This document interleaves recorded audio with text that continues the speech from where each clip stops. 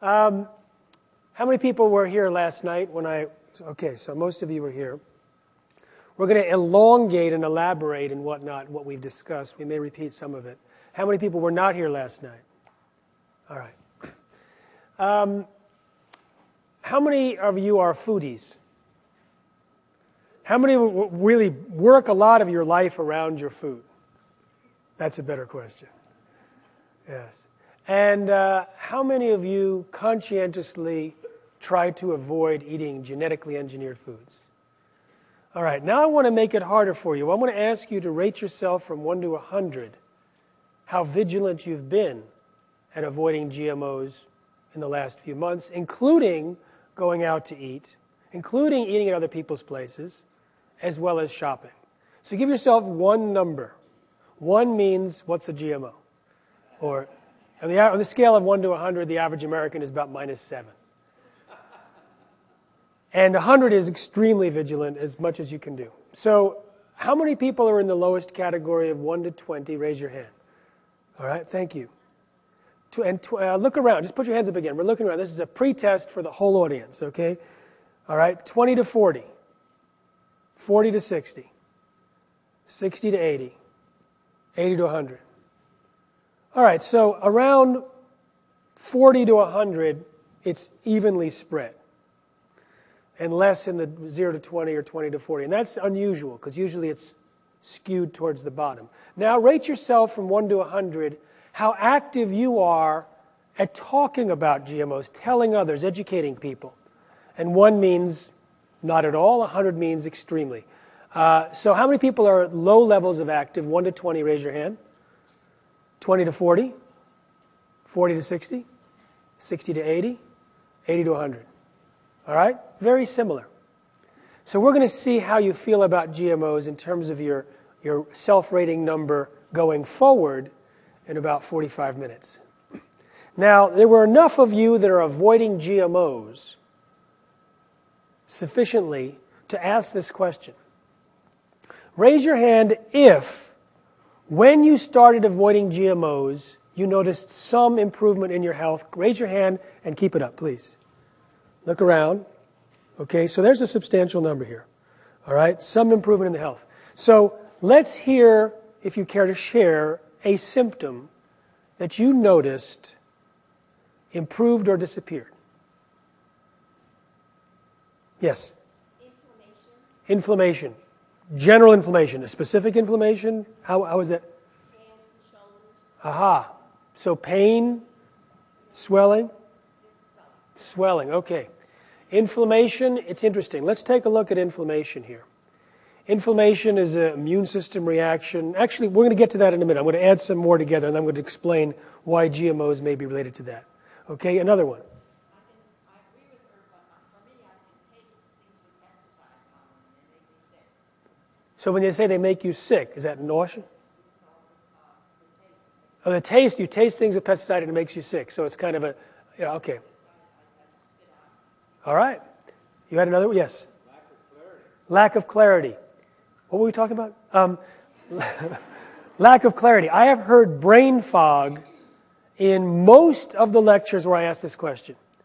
So how many others have noticed a improvement in the clarity? Okay. There's many hands up. Okay. Anyone else? Inflammation. I see several. Okay. What's another symptom? Less headaches. I hear that very often. How many people reduce headaches? Okay, several hands. Another one. Yes. Allergy symptoms. I've heard that in every single group I've asked except one. How many others with allergy? Okay, about, I see 5 or so, 6. Yeah. Autoimmune skin condition. So it's both, it's like a skin rashes and things like that? When you eat good food, the autoimmune disease or condition on your skin goes away. I have heard skin conditions over and over again. It's one of the most common results where people describe getting better when they get rid of GMOs. Anyone else with skin? Okay, I was surprised when I started asking that question and heard that so often. Any others? I'm waiting for the most popular, yeah? Huh? constipation or GI tract issues. Thank you very much. Let's give her a hand. You weren't expecting to be applauded for that, were you? So yes, GI tract disorders are always present in every audience I speak to. How many people notice an improvement in digestion, GI tract disorders? Okay, so I think it's the most popular here too, given the numbers. And it's always the most popular. It's always the most popular. Anything else before we go on? Fatigue. Very, very popular. Fatigue. How many people notice the improvement in energy? Okay. Anything else? All right. This is typical. I'll give you some stories of what I've heard that haven't come up today. I was at MIT giving a talk to staff, faculty, and I asked, has anyone gotten rid of GMOs and noticed a health improvement? A woman's hand just shot up. She said, my 6.5-year-old son was violent and out of control. They wanted to kick him out of school. She told me later they wanted to call him retarded and kick him out of school. And she said, I saw your movie, Genetic Roulette, The Gamble of Our Lives, and I immediately took him off of all GM foods. She said, all the problems disappeared. I said, how long did it take before you noticed the change? He said, 1 week, but within a month, I had a new son. Another person wrote that her son was being suggested that he be held back a year, and he had asthma, got rid of the GMOs, no more asthma, top of the class. I've heard of parents of autistic kids at the movie Genetic Roulette. We have 3 of them, describing improvements in behavior. I had a 63-year-old man come up to me at a lecture afterwards and said, I have autism, and if it weren't for you, I could not be here. Because when I heard you, I got rid of the GMOs in my diet, and now I can be with other people for the first time. I had a woman tell me that her son has allergic reactions to a particular ingredient, and a line forms around his mouth, a dark purplish line that stays there for weeks, and he's had to stay out of school a lot. She saw the film Genetic Roulette, took the kids off of GMOs, and a couple of months later, her son has an exposure. It was a faint line with hardly any other symptoms. I hear this over and over again. And actually, it's exciting to hear it, but it's also a pressure, because I think I've heard more testimonies than anyone on the planet. So I'm anxious to get it out so everyone can benefit from the information that's coming to me. Now, some of you may be thinking, well, how do you know that it's the elimination of GMOs that caused the problem? What do you do when you want to avoid GMOs? What do you do? Read labels? Buy organic? Don't buy anything in a box? Okay, so if you are buying organic and eliminating processed foods, how do you know if it's the non-GMO component of your new diet that's causing you to have greater mind clarity, energy, and better health, or whether it's the reduction of other chemicals that are used in conventional, or the elimination of all these additives or coloring agents, etc., that are found in processed foods? When you look at livestock who have removed GMOs, and I said this last night, they turn out to have the same types of improvements that humans do, and there's no cofactors. They're just removing the GM soy or corn and putting in the non-GM soy or corn, and we see, the pigs getting rid of diarrhea, the humans getting rid of irritable bowel, the pigs eliminating the need for as many medicines and antibiotics, humans talking about better immune system. When the American Academy of Environmental Medicine looked at the animal feeding studies, they saw gastrointestinal problems, immune system problems, accelerated aging, organ damage, reproductive disorders, dysfunctional regulation of cholesterol and insulin. Said all doctors should prescribe non-GMO diets to all patients. And now there are thousands of doctors doing just that. Now, I mentioned last night that in addition to the reported improvements in humans and animals, including pets, and the afflictions in lab animals, we see evidence in the trends in the United States. So let's take a look at those. This is deaths from senile dementia, and it's tracked with the use of glyphosate, which is the active ingredient in Roundup. Okay? So you can see as the use of Roundup goes up, this is correlational. We can't necessarily say it's a cause, but we'll look into the characteristics of Roundup and see why this may be related. This is deaths from Parkinson's, and this is both GE corn and soy use in the United States and Roundup. This is diabetes. This is the trend line of where diabetes used to be before these were introduced. And this is where the trend line is removed. So if you take out the trend, this is the change that happened to be when glyphosate and soy and corn were planted in high numbers in the US. This is acute kidney injury. This is end-stage renal disease, kidney failure. This is kidney and pelvis cancer incidence. This is thyroid cancer. This is liver and bile duct cancer. And these are the locations where glyphosate concentrates in the areas where there is an increase in cancers in the United States. Hepatitis C, liver problems. High blood pressure. Autism, dramatically lined up. This is low birth weight babies. Inflammatory bowel. Chronic constipation. Death due to intestinal infection. Peritonitis, a gastrointestinal disorder. Obesity. Rheumatoid arthritis. And this is incidence of celiac disease corresponding to the introduction of GMO canola. This is celiac disease in an Alberta hospital, which is where they planted a lot of GM canola, which is Roundup Ready, among others. Those are some of the correlations.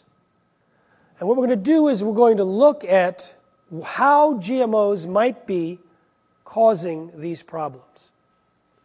Now, there's good news at the end. So, this is an interesting weekend. There's a lot of intense information. So we're going to take each other's hands, not really, take a deep breath and step into the section of my talk which I call Death, Disease, Destruction, and Despair. Don't leave in the middle, you'll be very depressed. At the end, I'm going to describe to you some very good news in much more detail than last night, and also what we can do about it. It turns out we're having an incredible impact on the whole GMO scenario, and part of it is because we have been able to document this information, share it with millions of people, and you'll see how that makes you feel and how that changes your attitudes today, and how we can have that in much higher numbers working together. So, GMO. Does anyone not know what a GMO is? Probably I should have asked that earlier. Let's say you want to create a corn plant that produces its own toxic insecticide. So you take a live living bacterium called Bt, or Bacillus thuringiensis, that produces its own toxin called Bt toxin. The toxin pokes little holes in the cell walls of insects to kill them. You take the gene from that bacterium and you make millions of copies. And you put it into a gene gun. And you shoot that gun into a plate of millions of cells, corn cells, hoping that some of those genes make it into the DNA of some of those cells. Then you clone those cells into a corn plant. Now, every single gene, every single cell of the corn plant contains a gene-sized spray bottle that produces Bt toxin. The process of insertion, whether done by gene gun or bacterial infection, plus cloning, creates massive collateral damage in the DNA. 2 to 4% of the DNA is different, mostly mutated, because of the process of insertion plus cloning. It was pointed out by someone at our table today that 2 to 4% change in the DNA, that's significant. And we talked about it, and on his inspiration, I looked it up in Google. Chimpanzees have 98% of the DNA as humans. So 2 to 4% difference in the genome is significant. What it means practically is genes create RNA, create proteins, so the changes can increase the amount of proteins or decrease the amount of proteins or shut off genes or turn on silent genes. And this is ignored largely by the biotech industry and the regulators. So in the Bt corn that Monsanto sells, they never checked to look at all the changes in the DNA, in the RNA, in the proteins, in all the metabolic pieces that end up there, that are created from that process. They never looked. So an independent scientist looked at the proteome, all the changes in the proteins. They found 43 proteins that were dramatically increased or decreased or shut down or turned on in Monsanto's Bt corn that Monsanto didn't know about, that no one knew about. It was already on the market. One of those changes was a gene that's normally silent in corn that was switched on that produces something called gamazine, which is a known allergen. So there is an allergen in that corn that some people may be reacting to, some people may be dying from, that's not labeled, that was never known, that was ignored. The authors of that study said, interestingly, there's this new allergen. It was only interesting that there was a potentially deadly new protein in corn already released onto the market and being fed to billions of people. But a major concern to them was that there were some proteins there that had been truncated and had completely different shapes. When you change the shape of a protein, it can go from harmless to deadly.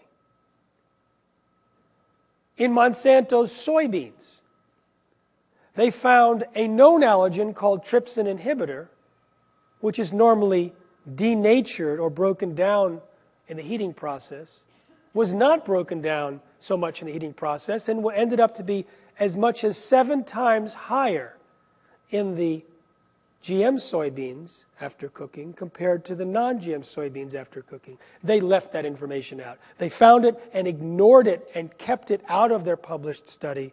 It was discovered later and made public. I spoke recently to the regulators of Australia and New Zealand who approved GMOs. And these women were boldly announcing that they had been approving GMOs, some cases, since 1996. And I described what I just told you. Thousands of doctors prescribing non-GMO diets, livestock changes, pet changes, collateral damage in the DNA, unpredicted, unevaluated. None of that was important to them. For all the human experience, it was just pushed to the side and said, anecdotal. For the others, they said, well, selective breeding also causes changes. Selective breeding also causes potential problems, and because that causes potential problems, we don't have to look at the potential problems that GMOs cause. It's crazy Completely illogical. And the basis of regulation of GMOs in Australia and New Zealand. So when you have all of those changes that you can't tell in advance, because you don't know if it's going to create a new toxin, something that has never existed before in the crop, maybe in the food supply, you wouldn't know it by even doing a proteome analysis. In fact, I said to them, why don't you require the complete genome to be sequenced of all the GMOs, and the RNA, and all the proteins, and the metabolome?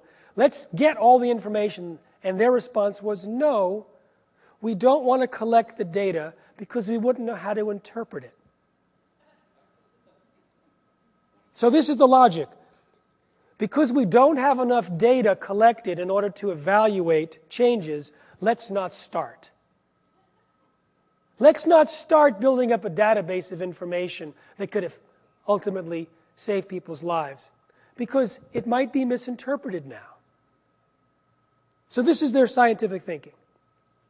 Now, if you don't do the genome and the proteome and all that, if you don't do that, how do you know if you've created a new disease or new toxin or new carcinogen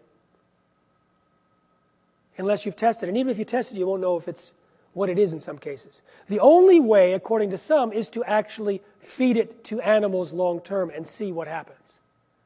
So I asked them about long-term or any type of animal feeding study, and they said, we don't require it. We don't require animal feeding studies. And I said, why not? And they said, because sometimes animal feeding studies don't show you problems that exist. They'll miss the problems. And I said, yes, that's true. Sometimes if you do an animal feeding study, a problem will not reveal itself. But there is a body of literature that shows that animal feeding studies do show up problems all the time that are never evaluated in just the composition of a crop. They didn't care. This is their mindset, dictated by the biotech industry to the regulators. So the regulators think they're doing a good job.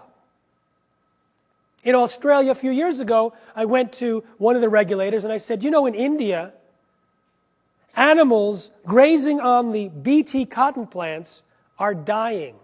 Thousands and thousands of them. I went to one village where they allowed buffalo to graze on cotton plants after harvest for 8 years. They allowed buffalo to graze on the GM cotton plants for a single day, and all 13 buffalo died. They also lost 26 goats and sheep. On top of that, people handling the Bt cotton are getting allergic reactions. They're getting rashes. They're getting upper respiratory issues. I said, have you investigated into that? Are you going to investigate? The regulator said, India is not our jurisdiction. I said, it's the same plants you plant here. Later on primetime television with the head of the Australian FDA, I challenged him and he went, I'm sure we're doing a good job. Now, all of what I've described in terms of Australia and New Zealand, actually, let me just do a couple more, because this is my favorite. I have a weird, I'm an investigator, so it's like, oh, good, I found something. It's like, I like the drama. There was a scientist who I write about in Seeds of Deception who was fired and stripped of responsibilities and forced out, and he was horribly treated. And I wrote it all about, first chapter, Arpad Pustai, and then I finished the chapter and it was going to go to press soon, and I read somewhere that he had been robbed, burglarized, and his notes had been stolen from his house. So I called him up and said, Arpad, you had a burglary. Someone stole your notes. He goes, yeah. Why didn't you tell me? This is great news.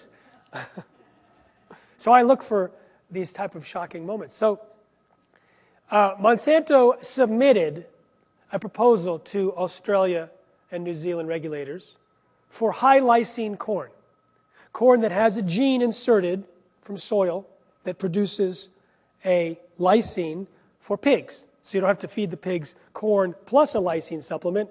They do all this so that they can patent it, sell it for more money, and save people the cost of buying lysine to add it to the pig feed. So this is their big save the world technology. So they said to the regulators, don't worry about the protein.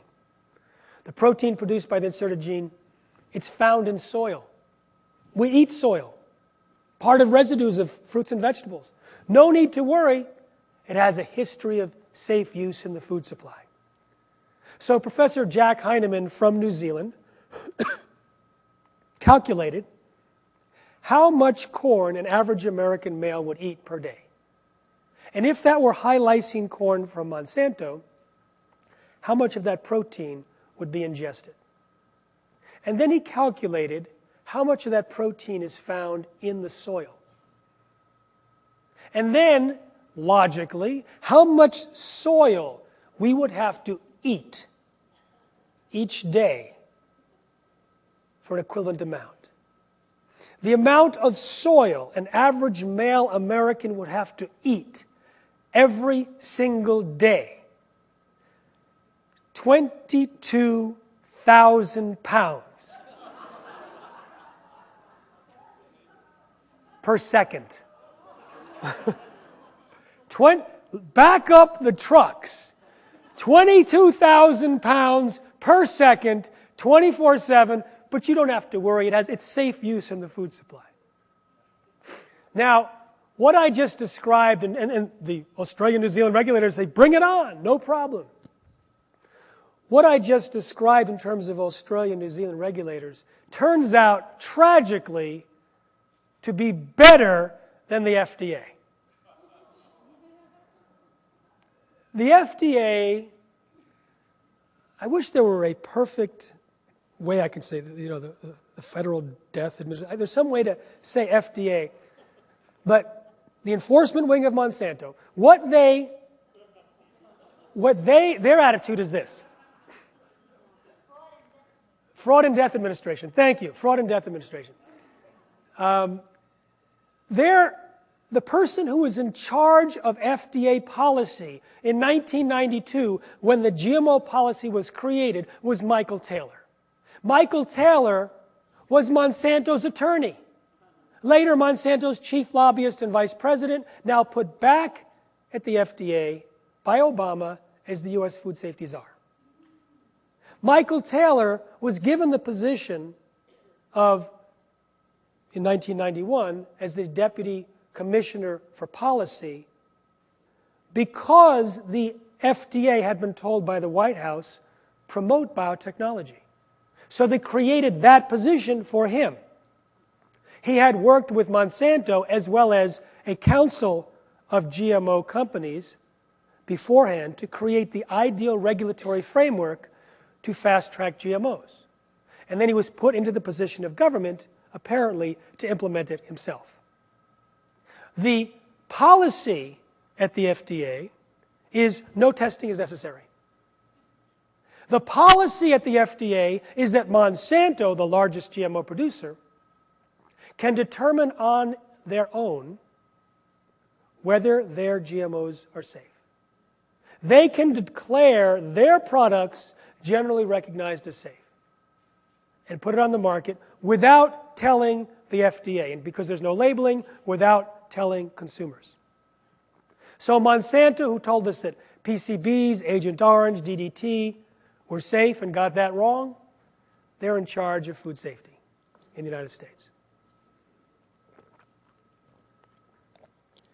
Now, a friend of mine, Steve Drucker, pioneered a lawsuit against the FDA in 1998, got 44,000 secret internal FDA files, and discovered, lo and behold, the policy was based on a lie.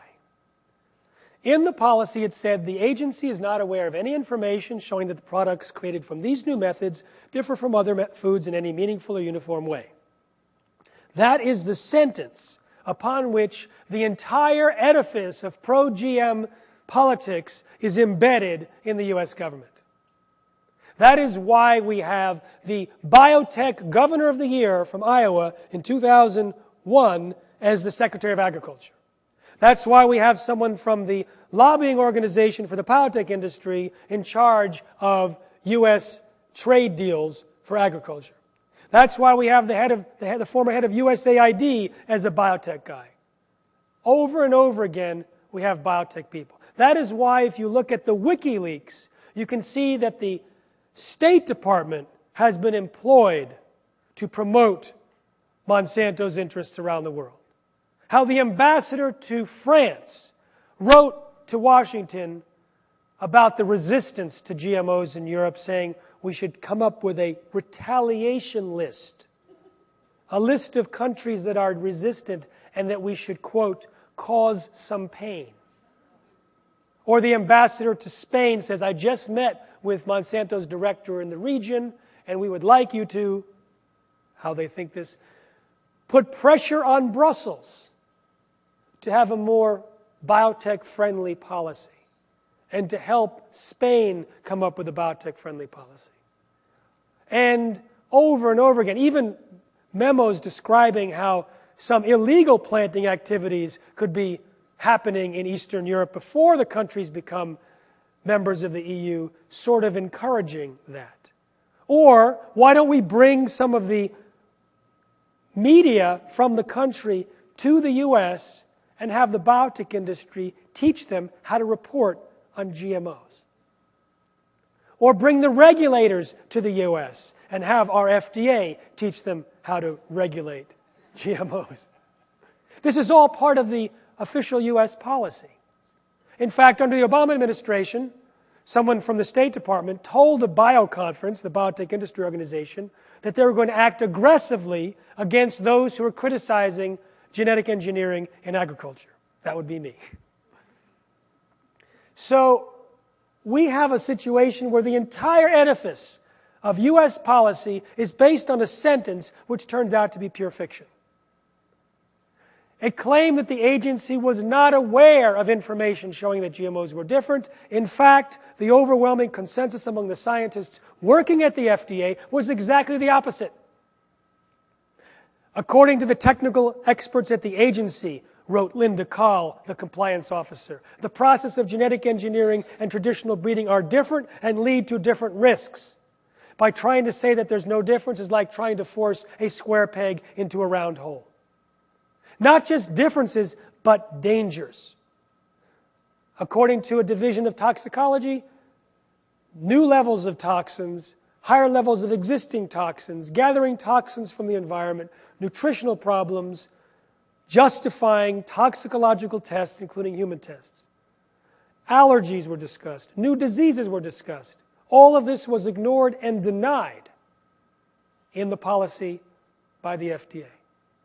So there's this huge gamble. Huge gamble. We're taking the products of this immature science, causing massive damage to the most compactified level of nature, the DNA, from which there's so many complicated iterations and changes that can occur, and we're ignoring all those changes. And at the same time, we're taking these products and feeding them to everyone who eats. What's worse is we're putting them into the environment where they cross-pollinate, seeds move, and we are contaminating the gene pool forever. We have no technology to clean up the contamination of the indigenous corn varieties in Mexico, the source of corn genetics for the planet. We have no technology to go and pull out the mosquitoes that are genetically engineered from the releases of genetically engineered mosquitoes in the Cayman Islands, Malaysia, and Brazil. They want to do Key West next. We have no technology to recall the salmon that the FDA wants to approve in case it gets released into the ocean and spreads. The genes already released will outlast the effects of global warming and nuclear waste. And this is made worse when you hear what the plans are of the biotech industry. In 1999, at a biotech conference in San Francisco, Monsanto's consultant, Arthur Anderson, they were also Enron's consultant, birds of a feather, announced that they had worked with the executives of Monsanto by asking them to describe their ideal future in 15 to 20 years. And the executives described a world in which 100% of all commercial seeds were genetically engineered and patented. And Arthur Andersen worked backwards from that goal to create the strategy and tactics to achieve it. A friend of mine who was at the conference said this was the most arrogant statement he had ever heard in his life, until the afternoon, when a paper was circulated by another company suggesting a 95% replacement of all commercial seeds within 5 years. So not only are they taking the biggest risk with the basis of life, they're planning to replace nature. They're planning to take the products of the billions of years of evolution, and not just in seeds, but also in insects and fish and livestock, trees, shrubs, ornamentals. All of it. They want to take the products of the billions of years of evolution and replace it with designer genes and designer organisms designed for their greater profit and control. So this is a pivotal time because, as we'll see in a few minutes, it can go either way right now. Before I get there, I have to share with you information about the more popular GMOs. The Bt toxin is just corn and cotton. The Roundup Ready is soy, corn, cotton, canola, sugar beets, and alfalfa. The main reason they genetically engineer is to sell more herbicide and to make it easier for farmers to weed. Monsanto sold Roundup for years, patented in 1974. The patent was going to expire in 2000. They created Roundup-ready seeds that can be sprayed with Roundup. But if you buy their seeds, you have to use their Roundup. So it was a de facto continuation of their dominance or patent for Roundup herbicide. And that's the main reason that they genetically engineer. So they can spray poison on the food. Now, Roundup was patented 10 years earlier as a broad-spectrum chelator. How many people know what chelation means? So you probably have heard of chelation in terms of detox. You take something in, it binds with heavy metals, it ushers it out of the body. Chelation is the binding part.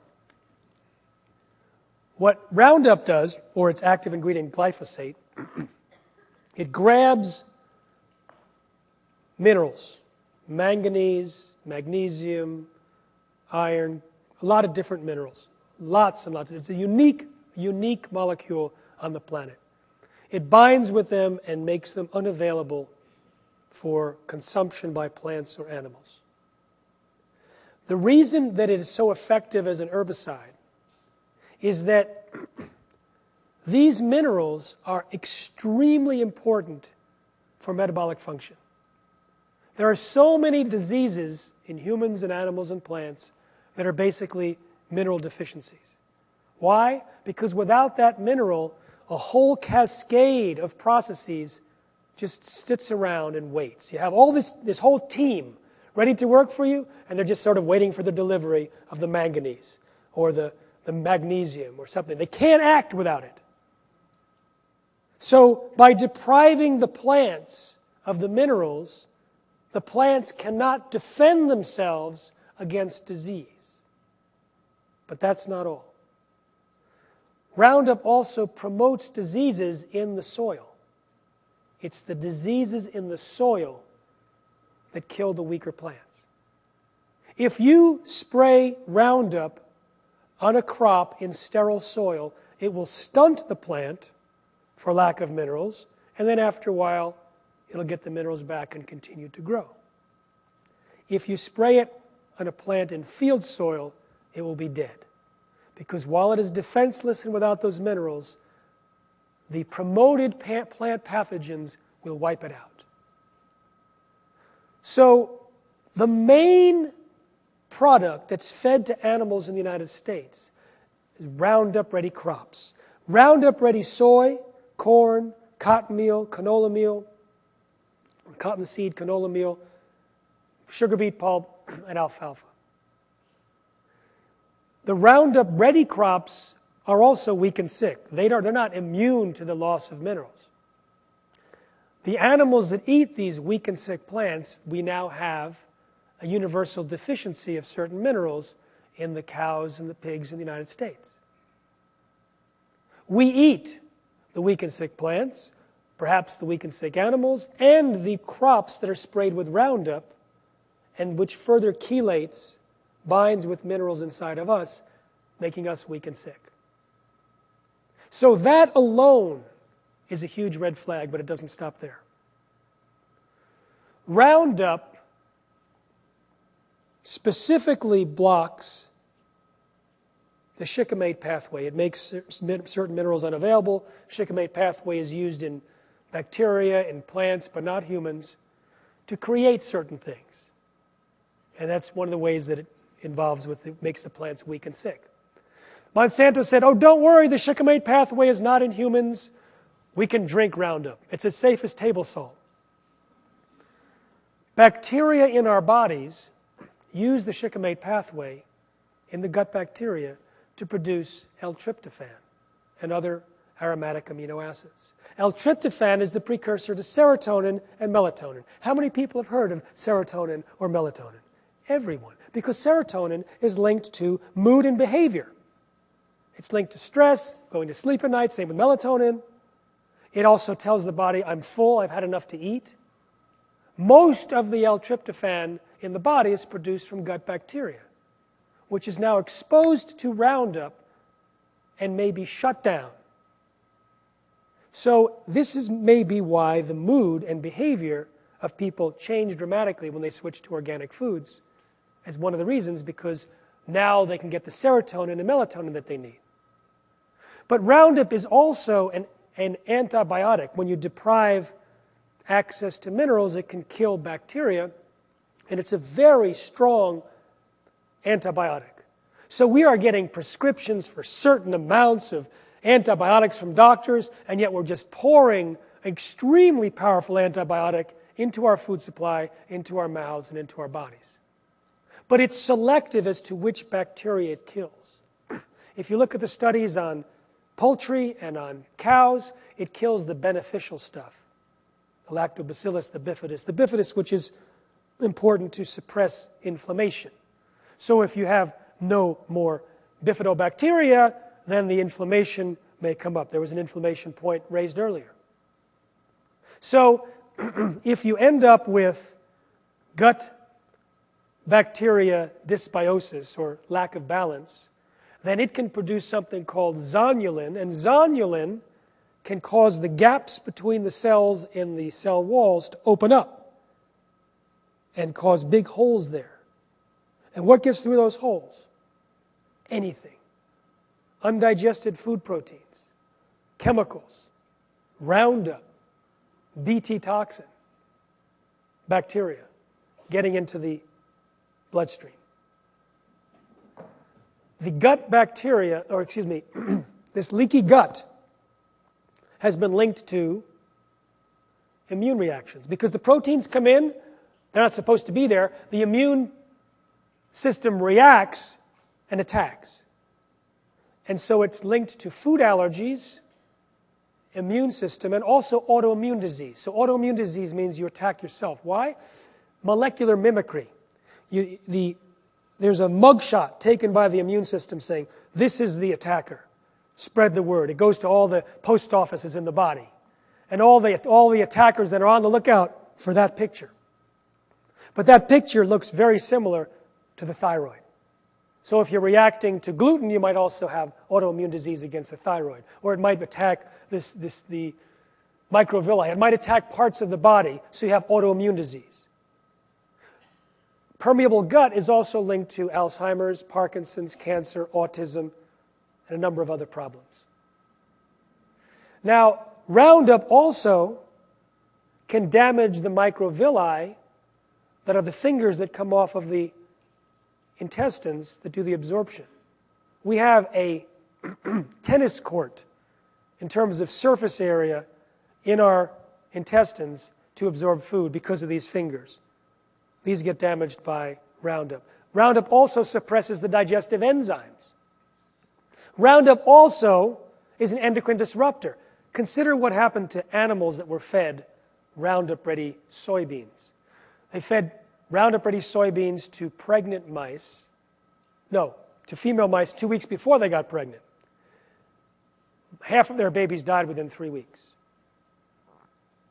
They were also smaller and could not reproduce, compared to a 10% death rate for the moms that ate non-GM soy.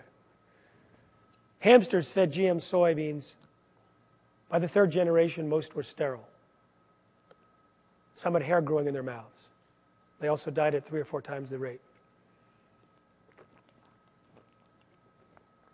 Female rats had damage to their uterus and ovaries.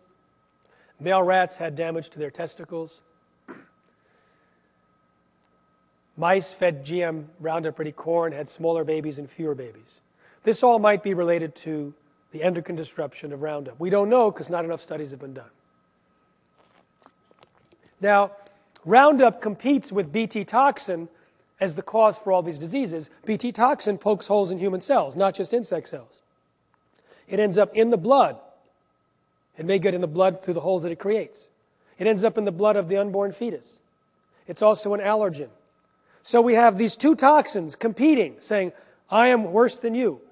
One that has the Roundup that has all these things that do cascading problems. The Bt toxin, which does the immune system problems and the gut problems. Roundup also helps break down or inhibit the body's ability to detox other toxins.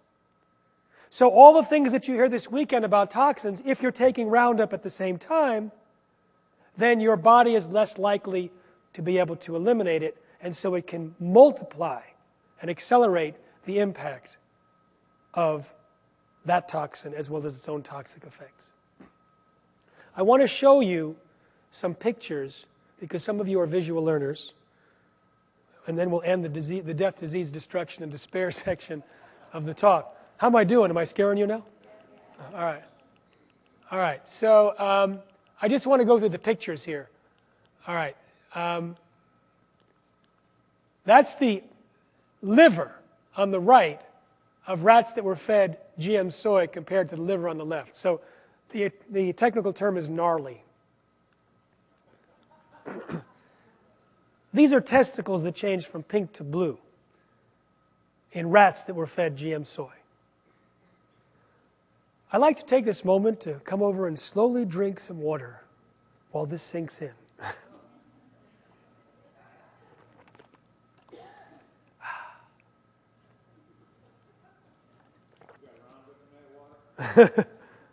Guys, what do you think? So, this is the Russian-speaking rats. This is the death of the baby rats, 50% to 10%. This is the size difference of many of them. The offspring of mom rats fed GM soy. Let's just get some photos here. Okay. These are tumors with rats. These rats were fed either Roundup-ready corn that had been sprayed with Roundup, or Roundup-ready corn that had not been sprayed with Roundup, or fed Roundup without the corn.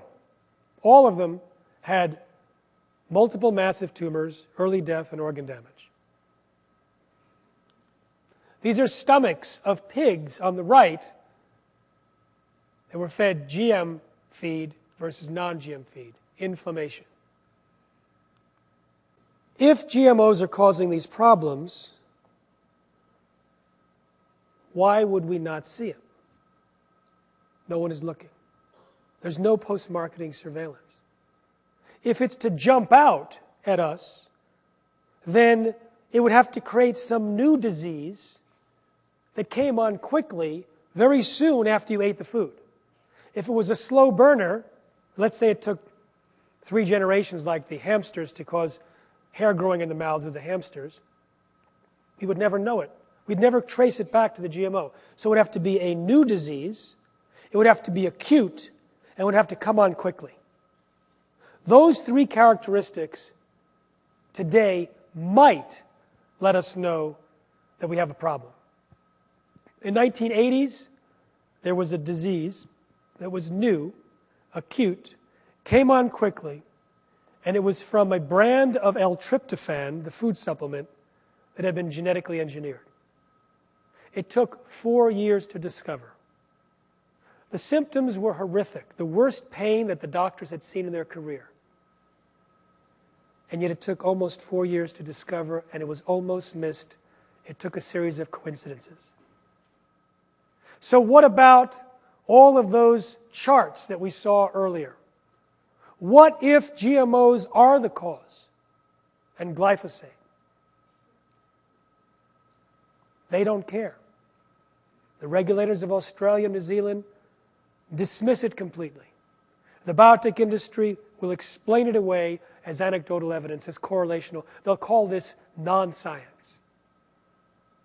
And they'll support it with their completely unscientific assumptions. I'd like you to rate yourself from 1 to 100 how vigilant you're going to be next week at avoiding GMOs. So how many people plan to be low vigilant, 1 to 20? Raise your hand now. In fact, just stand up. Get in the front here. I got to talk to you. 20 to 40? Anyone? 40 to 60. Thank you. 60 to 80. 80 to 100. So for those that can't see, we have a revolution. It has been a turning point in the digestive lives of this audience. Give yourselves a hand. Rate yourself from 1 to 100 how active you wish to be sharing information about GMOs. Low active, 1 to 20, raise your hand. 20 to 40? No one so far. 40 to 60? A few. 60 to 80? Some. 80 to 100? Nearly everyone. So the same information that changes diet automatically goes viral. Now I can talk to you about the great news. Take a breath. Thank goodness that's over. One more piece of bad news and that's it. I'll save it for later. All right, I'll tell you now. It's what I do. Roundup is now being sprayed on wheat, on barley, on rye, on potatoes, on citrus, on berries as a ripening agent. So if you're going to avoid GMOs, also switch to organic because organic does not allow Roundup. So we have a shopping guide at non-GMOshoppingguide.com and at the iPhone application Shop No GMO. But you're safer to go to organic because even if you buy non-GMO, you still may be exposing yourself to Roundup in high concentrations. Sorry about that. But now let's go on to the good news. So I told you that in January of 1999, the biotech industry's plan to replace nature was revealed. And it was fast-tracked. It was going to be 5 years and 95%. 3 weeks later, their schedule was completely derailed. Everything changed for the biotech industry on February 16th. On February 16th, Susan came to the door in Aberdeen, Scotland. She opened the door, and there was a group of reporters at her house. There were others running from the car and news crews parking along her street. She said, "You know we can't discuss what happened. They would sue us." No, don't worry, the Channel 4 reporter said, and gave her the paper. She took the paper. He said, "They've released your husband." She called for her husband. "Arpad, please come here." Handed him the letter, which was the letterhead of his former employer, the Rowett Institute. He had worked there for 35 years until 7 months earlier. 7 months earlier, he went on television with permission from his director and mentioned that research he had conducted about GMOs showed that GMOs were harmful and that he wouldn't eat it And he didn't think it was safe to use us all as guinea pigs. It was a tremendous blow to the biotech industry. One of the top scientists in the world in his field put GMOs down. On television. Headlines all over. The director took over all the press himself, calling it monumental research. For 2 days, Dr. Arpad Pustai was a hero at his institute, and then came the phone calls. 2 from the UK Prime Minister's office. Some say that the phone call chain started with Monsanto, went through Bill Clinton, then to Tony Blair, then to the Rawood Institute.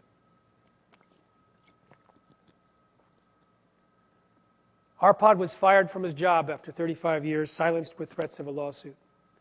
The $3 million grant to figure out how to test for the safety of GMOs was discarded. They never tested the GMOs in the way that he had proposed, because the way that he found showed problems.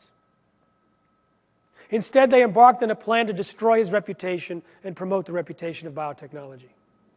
7 months and 1 heart attack later, on February 16th, the director of the institute was casually speaking to a group of reporters and mentioned at the press conference he mentioned that the restrictions to Pustai speaking to the press had been lifted. Immediately, before the next sentence was uttered, the reporters raced for the door. They knew where Pustai lived because they had camped out on his driveway 7 months earlier. And now, as Arpad was reading the letter that released his gag order, 30 reporters snuck in behind his wife and filled his living room. He looked up and could finally speak about what he knew. I asked him, what was the most shocking moment? Was it being fired from your job? Was it discovering that the process of genetic engineering, the generic process, the same thing we talked about earlier, caused potentially cancerous cell growth in the digestive tract, smaller brains, livers, and testicles, partial atrophy of the liver, and damaged immune system in 10 days in rats? He said, no, Jeffrey, the most shocking moment was months before the episode occurred. The director walked into my office and put down a stack of 600 or 700 pages and said, these are the submissions of the biotech companies to the UK. The director had been on the small committee that approved GMOs for the UK. He said the Minister of Agriculture is meeting with other ministers in Brussels and wants a scientific opinion on these submissions. So Arpad looked at it and said, how much time do we have? And the director said 2.5 hours.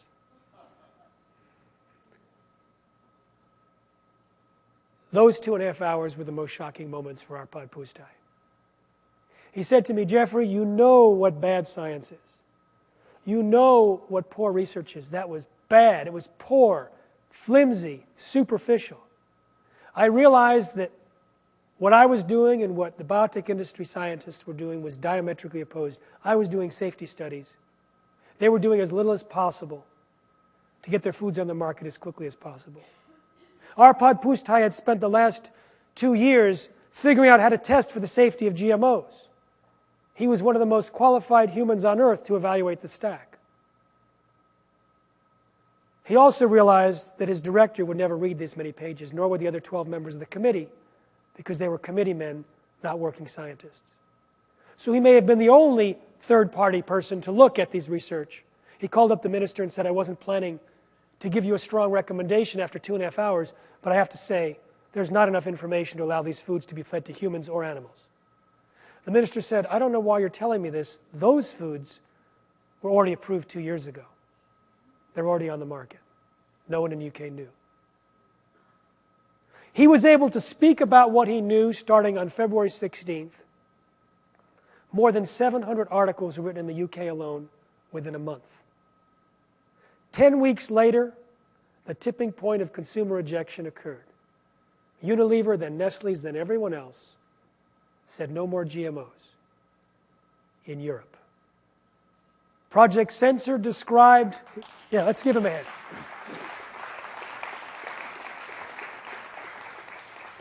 Project Censor described the event as one of the most underreported in the United States.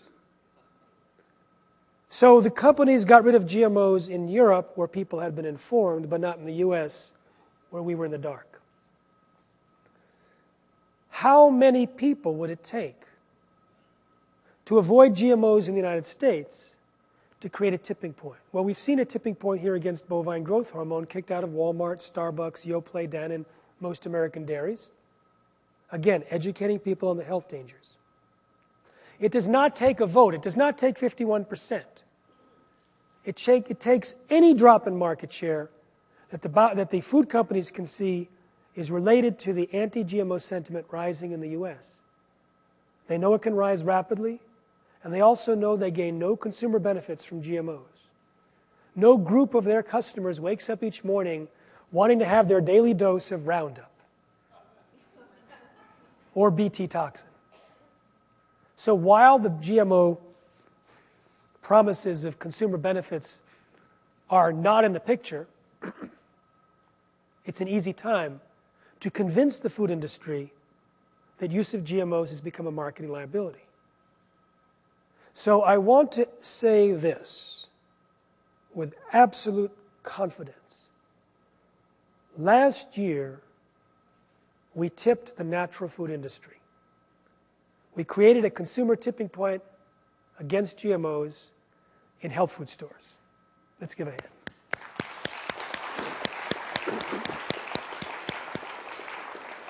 Whole Foods president in March said that when a product becomes non-GMO project verified, sales increase by 15 to 30%. Everyone heard that in the industry.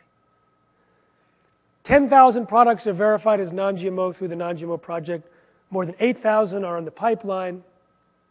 It is a clear marketing liability to use GMOs in the natural food sector. So now we're about to see, and we're starting to see, this is the most important window of opportunity in the history of anti-GMO work. Cheerios declared itself non-GMO last week. Cheerios.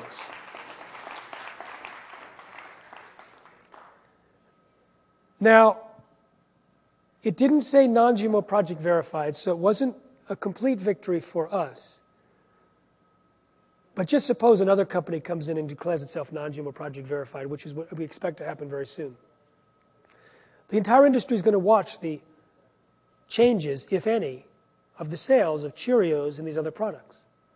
If they can see an increase in sales and a drop in market share of the competing GMO-laden brands, everyone in the food industry realizes, I don't want to have my product second to declare non-GMO in my product category. This is the most important leveraged moment. It is bizarre. It is ironic. It is weird that one of the greatest threats to human health and the environment that can affect all living beings and all future generations will be determined on the sales of Cheerios.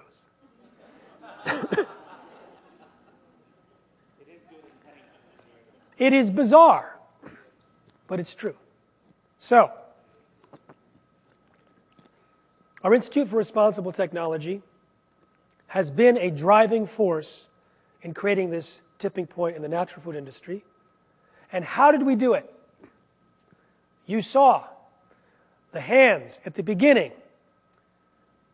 How many people were how vigilant about GMOs? And you saw the hands at the end. We have compiled the information and the stories to share to help create a tipping point. And so we are engineering the plan to tip the rest of the food industry.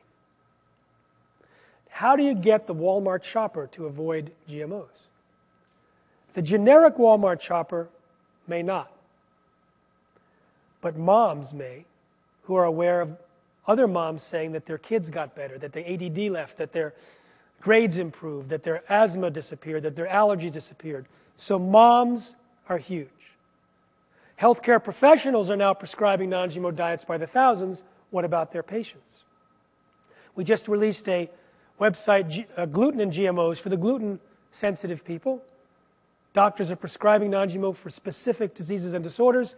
We have a program to bring the information to the healthcare professionals and to people suffering from the types of diseases and disorders you heard about today. Certain religious groups believe GMO means God move over.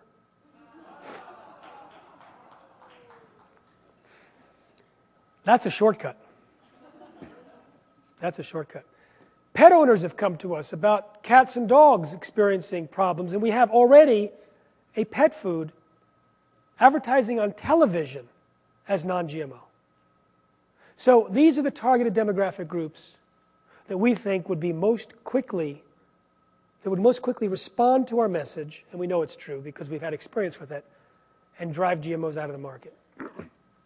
Target has declared that its home brands will be non-GMO this year.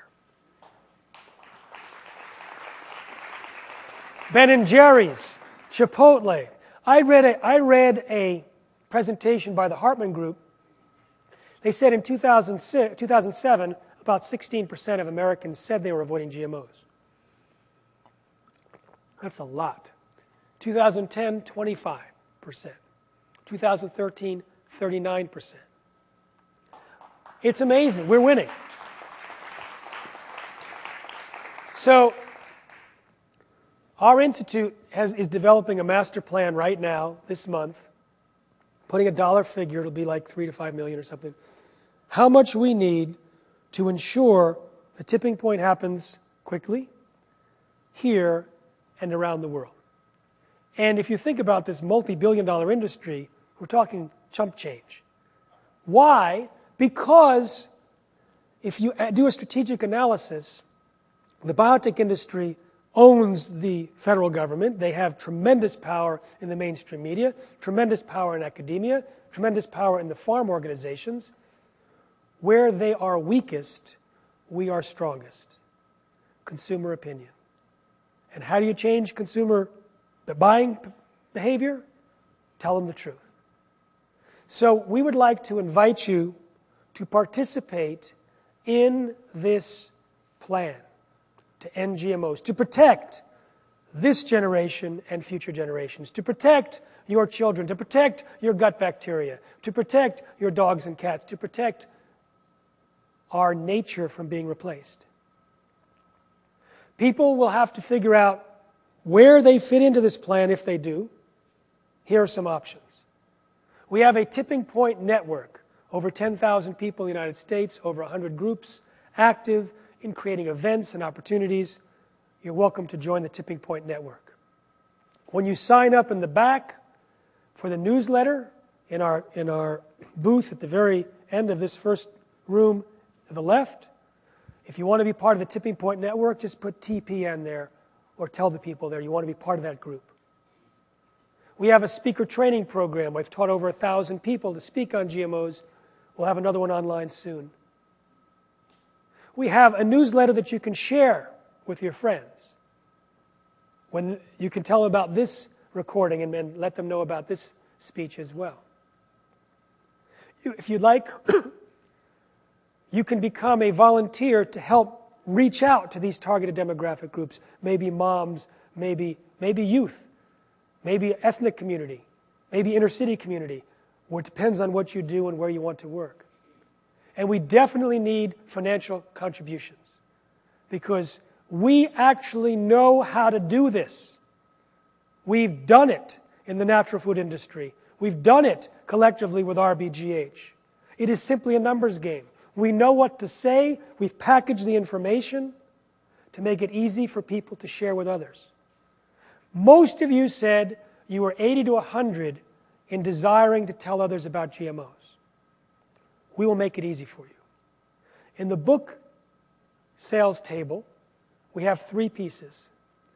We have a right brain book, which is stories like Arpad Pushtai. It opens up with the story I told you February 16th with Susan answering the door.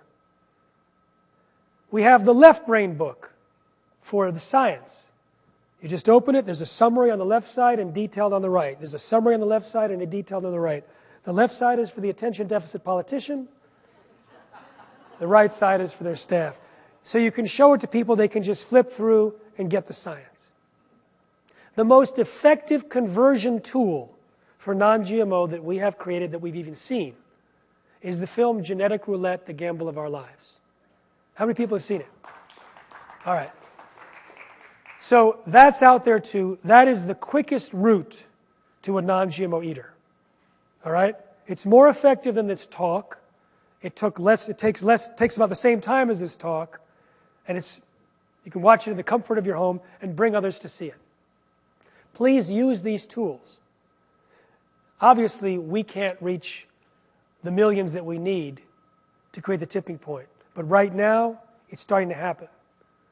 How many people have seen GMOs a lot more in social media than ever before? Okay, now people are listening. Now people are sharing it. This is the time. 10 years ago, when I started traveling around the world, it was very difficult to get the information out. I started working on this 17 years ago. Started traveling around the world in 2003. Now I've never seen this before. I'm the only one that's been crisscrossing the United States regularly speaking about GMO health dangers for the last 10 or 11 years. And we've never seen what we're seeing now. This is a revolution. It's already underway. So this is an opportunity for us. And so I'd like to ask, before I take questions, for you to consider an excuse inside to get involved. And one that I love was a poem that someone read to me about being woken up in the middle of night by his great-great-great-grandchild, asking what he did when he found out. So if that's your motivation, the future, or maybe your own health, please find an excuse.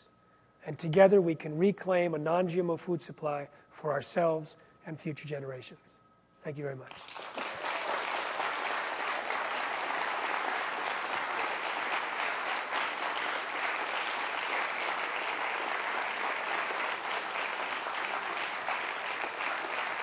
Thank you.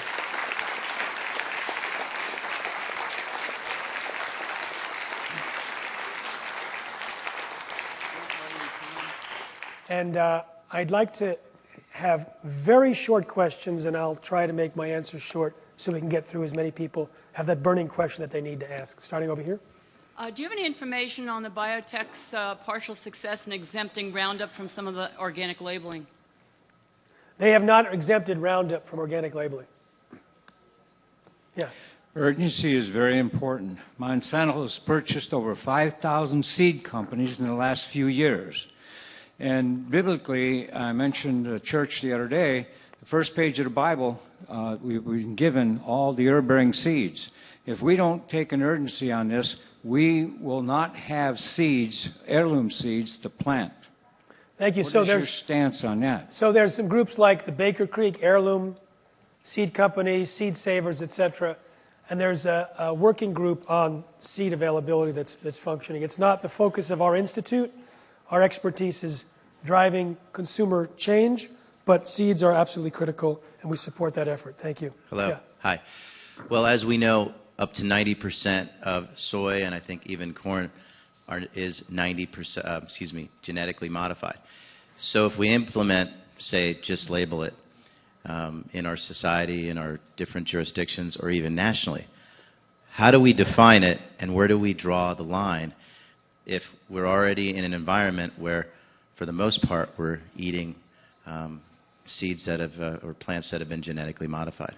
So there's 9 genetically modified food crops right now, just 9. They're on the shopping guide out on the table. Soy, corn, cotton, canola, sugar beets, alfalfa. Sugar beets are for sugar only. And then some zucchini, yellow squash, and papaya from Hawaii or China. If we switch to a non-GMO civilization, then there'll be a low level of contamination that we'll have possibly forever, unless a new technology comes along to clean it up. But it'll be very small, because all the new seeds coming in will be non-GMO, driving the percentage lower and lower. As far as the standards, the non-GMO project is the standard that we require for our shopping guide. It's published. It has an action threshold of 0.9%. For food and less for seed and a little more for animal feed. And I want Cheerios to use that standard, I would like all of them, because it's a wild west out there. Someone can call non-GMO something that someone else would call GMO. So right now, without that, it's hard. Some of the labeling bills have a higher level of tolerance than the non-GMO project, which is fine, because that's more like, if you're above this, you have to say you contain GMOs, but then if you're below the non-GMO project, then you can say you're non-GMO. That's how they have it in Europe. So I can go into more answers at the table. Yeah. Hi. You said that Roundup and BT will grow in the gut. If you stop eating it, will it eventually go away, or does it ever? So I didn't mention it this time, but genes can transfer to the gut bacteria and may continue to function. And that means that we may have BT toxin produced inside of us 24/7. There's no science that looks at the BT toxin. The science looked at the Roundup-ready genes, and it was producing a protein that was tolerant to Roundup, or that makes plants tolerant to Roundup. So it's not Roundup being produced in the gut. It's a Roundup-ready protein that has properties of a dust mite allergen, so it might cause allergic reactions. We don't know how much is there, how quickly it'll be gone, what the long-term effects are. I can just tell you that thousands and thousands of people are saying they get better with non-GMO diets, and animals too. So that's the good news. Yeah. Jeffrey Smith told me that he does not have materials for curriculum development for I told ages. Yes, Yeah. you told me that. And so I'm asking the audience if they can develop curriculum or know people who will develop curriculum, please send it to him. Great. Yeah. So people ask me, do you have anything for children, for schools? We don't have a staff sufficient to cover that, but we will take that and distribute it and make it available. Yeah.